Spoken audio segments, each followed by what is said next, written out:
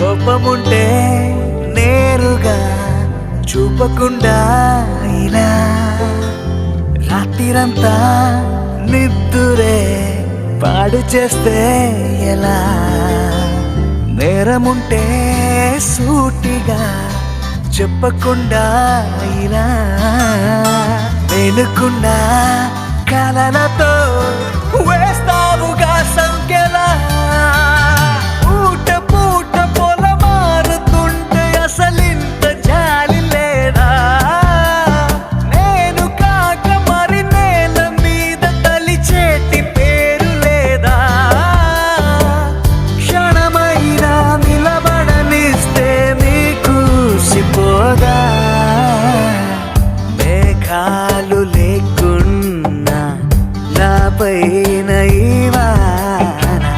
రాగాలు తీసే